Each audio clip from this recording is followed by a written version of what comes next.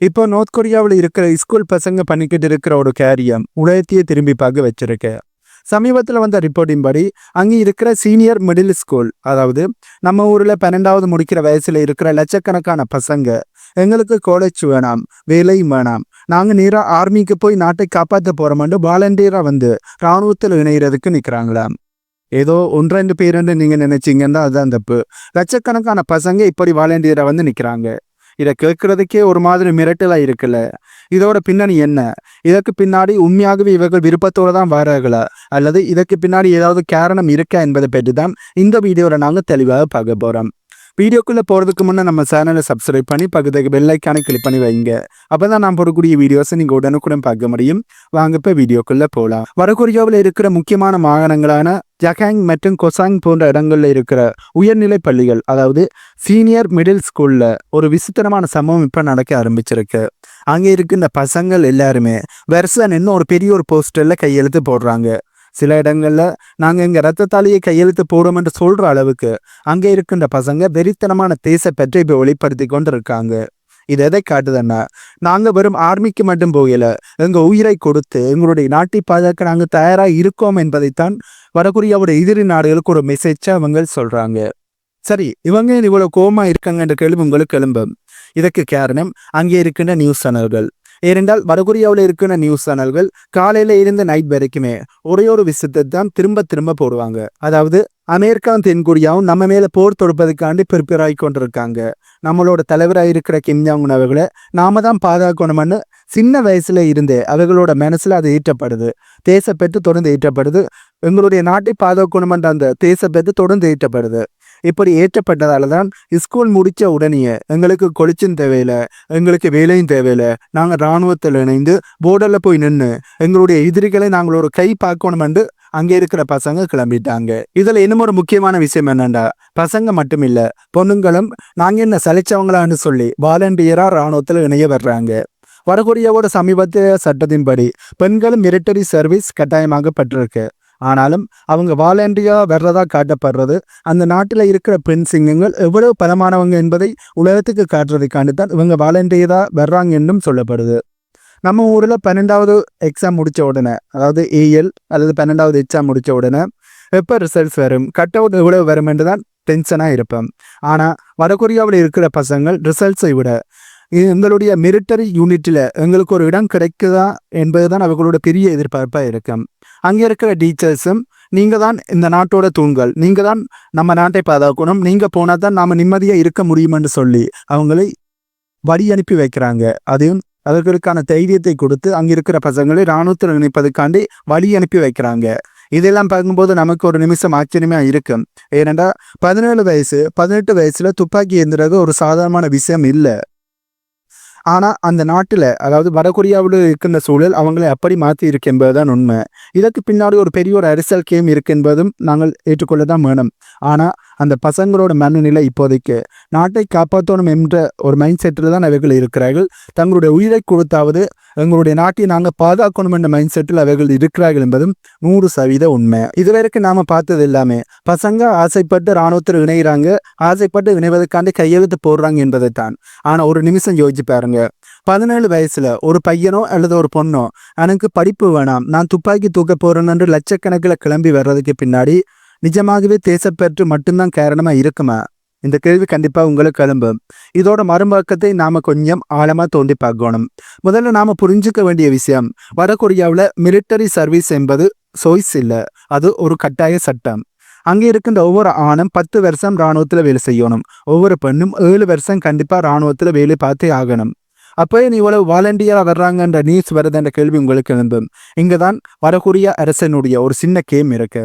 அவங்க உலக நாடுகளுக்கு, அதாவது வடகொரியா தரப்புல இருந்து உலக நாடுகளுக்கு, குறிப்பா அமெரிக்காவுக்கு என்ன சொல்ல வராங்கன்னா, பாருங்க, நாம கூப்பிடாமலே எங்களுடைய நாட்டில் இருக்கிற இளைஞர்களும் இளைஞர்களும் இராணுவத்துக்கு ஆர்வமாக வந்து இணைகிறாங்க. அந்த அளவுக்கு அவங்க எங்க மேல, அதாவது கிம் ஜாங் உன் அவர்கள் மேல அன்பு வச்சிருக்காங்கன்னு ஒரு மெசேஜை கிரியேட் பண்றாங்க. ஒரு மெசேஜை அமெரிக்காவுக்கும் உலக நாடுகளுக்கும் தெரியப்படுத்துகிறார்கள். உண்மை சொல்லணும்னா இதனைத்தான் புரப்பகண்டா என்று சொல்வார்கள். அதாவது வடகொரியா தரப்புல இருந்து வடகொரியா தலைவராக இருக்கின்ற கிம் ஜாங் உன் அவர்கள் மேலே அங்கே இருக்கிற மக்கள் எவ்வளவு அன்பை வச்சிருக்கிறார்கள் என்பதை வெளிப்படுத்துகிறார்கள். இது வடகொரியாவினுடைய புரொபகண்டாக பார்க்கப்படுது. தங்களுடைய நாட்டை பற்றி ஒரு நல்ல செய்தி அவர்கள் பரப்புகிறார்கள். அது புரொபகண்டாவைத்தான் பார்க்கப்படும். எப்படி அமெரிக்கா தங்களுடைய மேற்குலக நாடுகளோட புரொபகண்டாவை பரப்பி வடகொரியாவை ஒரு ஏழ்மையான நாடு, வடகொரியா ஒரு சர்வாதிகார நாடு, வடகொரியாவில் இருக்கிற மக்கள் நிம்மதி இல்லாமல் இருக்காங்கன்ற ஒரு புரொபகண்டாவை பரப்புகிறார்களோ அதே மாதிரி தான் வடகொரியாவோட தலைவராக இருக்கின்ற கிம் ஜாங் உன் அவர்கள் மேல வடகொரியாவில் இருக்கிற மக்கள் எவ்வளவு அன்பு செலுத்துகிறார்கள் என்பதையும் வடகொரியா இப்ப புரொபகண்டா செய்திகளாக பரப்புகிறார்கள். இன்னும் ஒரு கசப்பான நிலைமை என்னன்னா வடகொரியாவில் இருக்கிற பொருளாதார நிலைமை தான். சாதாரண மக்களுக்கு அங்கே சாப்பாட்டுக்கே கஷ்டமான சூழ்நிலை பல நேரங்களில் ஏற்பட்டிருக்கு.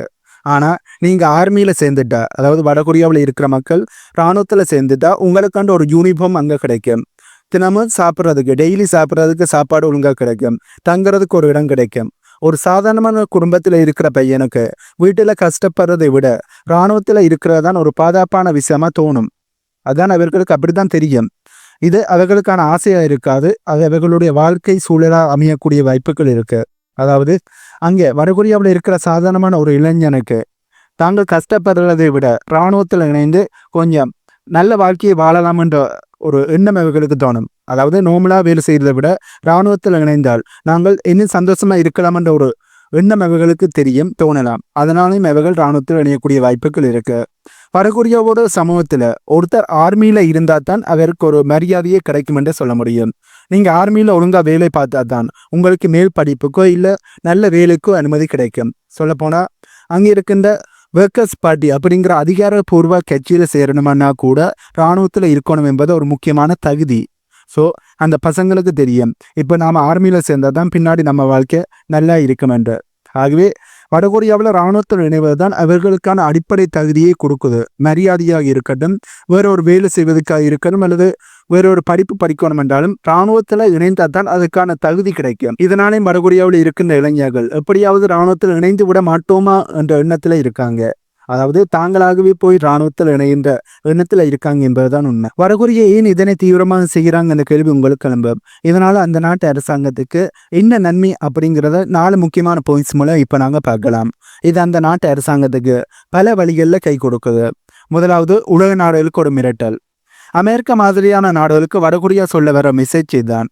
எங்ககிட்ட மிசைல்கள் மட்டும் இல்லை, எப்போ வேணாலும் போருக்கு குதிக்க தயாராக இருக்கிற லட்சக்கணக்கான இளைஞர்கள் இருக்காங்க என்பதை ஒரு மெசேஜாக சொல்கிறாங்க.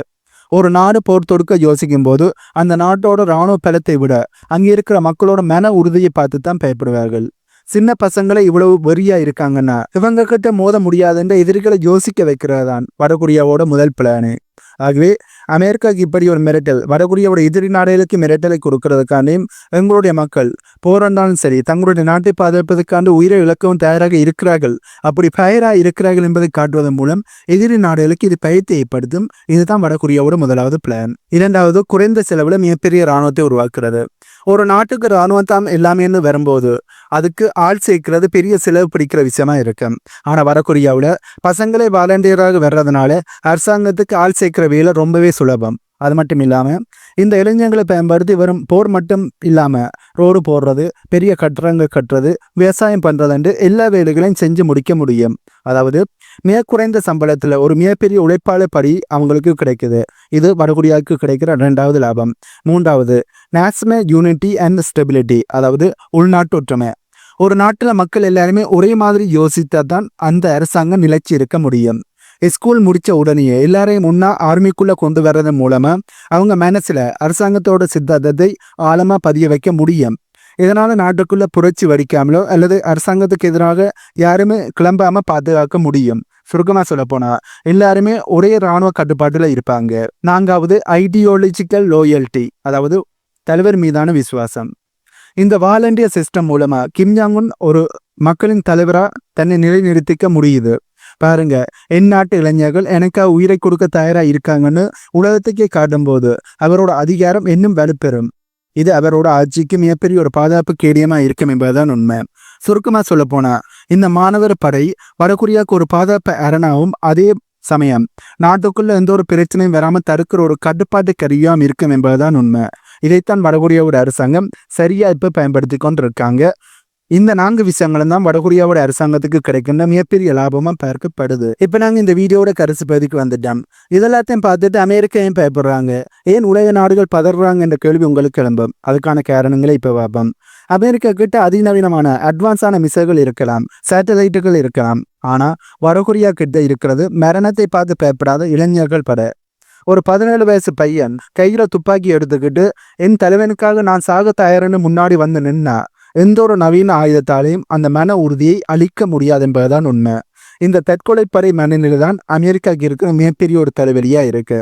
யோசிச்சு பாருங்க, ஒரு பக்கம் டெக்னாலஜி வளருதுன்னு சொல்ற அமெரிக்காவில் இன்னைக்கு ஆர்மிக்கு ஆள் கிடைக்காம திணறிக்கிட்டு இருக்காங்க. அதாவது அமெரிக்காவிலேயே இராணுவத்தில் இணைவதற்கு ஆட்கள் இல்லாம அமெரிக்காவை திணறிக்கிட்டு இருக்காங்க.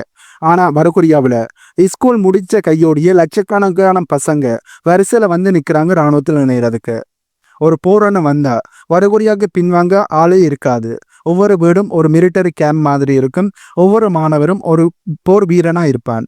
இந்த எண்ணிக்கை பலம், அதாவது மாசிவ் மேன் பவர், அமெரிக்காவோட கணக்குகள் எல்லாத்தையும் தப்பாக்கிடும் என்பதுதான் உண்மை. அடுத்தது அன்பிரடிக்டபிள் பவர். இதுதான் அமெரிக்காவை பயன்படுத்துகிற இன்னும் ஒரு முக்கியமான பயம். கிம் ஜாங் உன் கையில அணு ஆயுதம் இருக்கிறது ஒரு பக்கம்னா, அதை இயக்க துடிக்கிற ஒரு இளைஞர் தலைமுறை அவர் பின்னாடி நிற்கிறது இன்னும் ஒரு பலம். இவங்க எப்போ எதை செய்வாங்கன்னு யாராலையும் கணிக்க முடியாது. ஸ்கூல் பசங்களை இவ்வளவு வெறியா இருக்காங்கன்னா அங்கே இருக்கிற மெயின் ஆர்மி எவ்வளவு பயங்கரமா இருப்பாங்கன்னு நீங்களே யோசிச்சு பாருங்க. கடைசியா இந்த வாலண்டியர் மிலிட்டரி மூவ்மெண்ட் மூலமா வடகொரியா அமெரிக்காவுக்கு ஒரு மெசேஜ் தான் சொல்றாங்க. எங்க மேல கை வைக்க நினைச்சா இங்க ஒரு அரசாங்கத்தோட மட்டும் சண்டை போடல, எங்க நாட்டில் இருக்கிற ஒவ்வொரு இளைஞர் படை கூட சண்டை போடணும் என்பதைத்தான் வடகொரியா அமெரிக்காவுக்கு ஒரு மெசேஜா சொல்லியிருக்காங்க. வடகொரியாவோட எதிரி நாடுகளுக்கு ஒரு மெசேஜா சொல்லியிருக்காங்க. இதுதான் அமெரிக்காவை மிக பெருசா யோசிக்க வைக்குது அண்ட் மிக பெருசா பயப்பட வைக்குதுன்றே சொல்ல முடியும். இந்த வீடியோவை பார்க்குற நீங்க என்ன நினைக்கிறீங்க? வடகொரியாவோட இந்த அதிரடி முடிவு அமெரிக்காவை பணிய வைக்குமா, இல்ல இது ஒரு பெரிய போருக்கு ஆரம்பமா இருக்குமா? உங்களுடைய கருத்துக்களை மறக்காம கீழே கமெண்ட்ல சொல்லுங்க. வடகொரியாவில் இருக்கிற மக்கள் வாலண்டியரா தங்களுடைய நாட்டை பாதுகாக்கணும், தங்களுடைய தலைவரை பாதுகாக்கணும்னு சொல்லி இராணுவத்தில் இணைவதை பற்றியும், தங்களுடைய இராணுவத்துக்கானே தங்களுடைய நாட்டுக்கானே உயிரை விடக்கூட தயாராக இருப்பதை பற்றியும் உங்களுக்கு என்ன தோணுது? இதை பற்றி உங்களுடைய கருத்துக்களை மறக்காம கீழே கமெண்ட்ல சொல்லுங்க. ஆகவே இந்த வீடியோவில் நான் சொன்ன தகவல்கள் உங்களுக்கு புதிதாக இணைந்திருக்குமென்னு நம்புறேன். இந்த தகவல்கள் உங்களுக்கு புதிதாக இருந்தால் இந்த வீடியோக்கு லைக் பண்ணி நம்ம சேனலை சப்ஸ்கிரைப் பண்ணி பக்கத்துக்கு பெல் ஐக்கானை கிளிக் பண்ணி வைங்க. அப்பதான் நான் போடக்கூடிய வீடியோஸை நீங்கள் உடனுக்குடன் பார்க்க முடியும். இன்னும் ஒரு புதிதான தகவல்கள் உள்ளடங்கிய புதிய வீடியோவில் உங்களை மீட் பண்றேன்.